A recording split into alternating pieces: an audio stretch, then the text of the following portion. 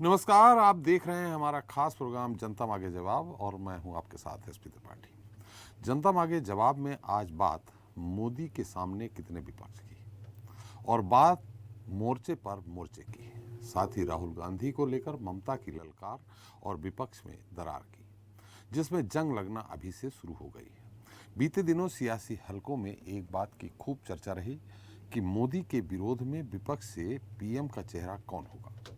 कभी नाम नीतीश कुमार का तो कभी ममता बनर्जी का सामने आया, कभी राहुल गांधी, कभी अखिलेश यादव तो और कभी और कोई। लेकिन अब मोदी विरोधी ही एकजुटता से पलायन कर अलग अलग खेमों में बंटे दिखाई दे रहे हैं। बिहार में नीतीश कुमार और दिल्ली में अरविंद केजरीवाल पहले से ही कांग्रेस से छिटके हुए हैं, तो वहीं अब संसद में हंगामे के साथ ही राहुल और अडानी पर मचे घमासान के बीच ममता बनर्जी और अखिलेश यादव ने अपना नया मोर्चा बना लिया है। दरअसल शुक्रवार को पश्चिम बंगाल की मुख्यमंत्री ममता बनर्जी और समाजवादी पार्टी के सुप्रीमो अखिलेश यादव ने बीजेपी और कांग्रेस दोनों से दूरी बनाने का फैसला किया। साथ ही फैसला किया कि अन्य क्षेत्रीय दलों से भी बात कर उनको भी साथ लाया जाएगा। ममता से मुलाकात के बाद अखिलेश ने कहा कि भगवा खेमे को हराने के लिए सपा मजबूती से टीएमसी सुप्रीमो ममता बनर्जी के साथ खड़ी रहेगी।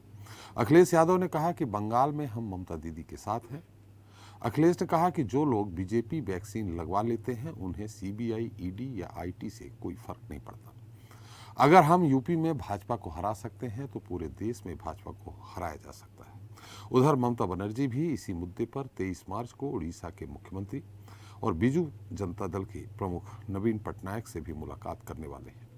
कल ही ममता ने भाजपा पर आरोप लगाया था कि राहुल गांधी के कैम्ब्रिज में दिए बयान को लेकर संसद की कार्रवाई सरकार खुद रोक रही है और जनता के मुद्दों से ध्यान भटकाने के लिए कांग्रेस नेता राहुल गांधी को हीरो बनाया जा रहा।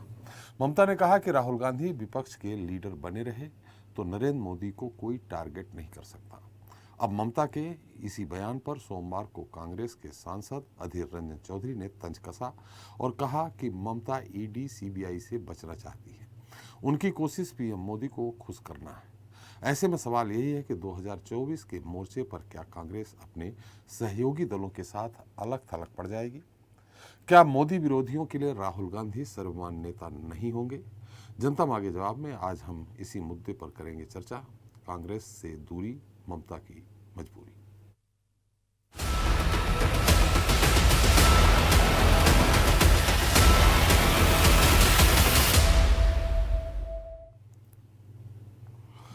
तो देश की संसद में राहुल गांधी और अडानी को लेकर जमकर बवाल मचा हुआ है। ममता बनर्जी का आरोप है कि भाजपा अपने फायदे के लिए ऐसा कर रही है, जिससे अन्य विपक्षी दल जनता के मुद्दों को न उठा सके। वे राहुल गांधी को विपक्षी खेमे का हीरो बनाना चाहते हैं। टीएमसी के सांसद सुदीप बंदोपाध्याय ने यह भी कहा था कि कांग्रेस को यह नहीं माना जाना चाहिए कि वह विपक्ष की बिग बॉस है। उधर बीजेपी विरोधी कई नेताओं के यहाँ ईडी और सीबीआई की दबिश जारी है। पिछले दिनों देश के प्रमुख विपक्षी नेताओं ने प्रधानमंत्री के नाम पर पत्र लिखकर अपनी चिंता जाहिर की थी।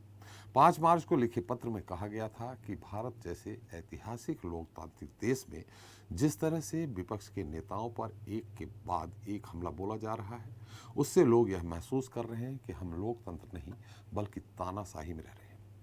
हाल ही में हुए रायपुर अधिवेशन में कांग्रेस ने 2024 लोकसभा चुनाव से पहले विपक्षी दलों को साथ लाने का प्रस्ताव पास किया, लेकिन नरेंद्र मोदी के खिलाफ राहुल गांधी को प्रधानमंत्री उम्मीदवार के तौर पर पेश करना का प्रस्ताव नहीं आया, क्योंकि कांग्रेस को इसका जवाब पता है। वह जानती है कि शायद ही कोई विपक्षी दल राहुल गांधी के चेहरे पर साथ आने को तैयार हो।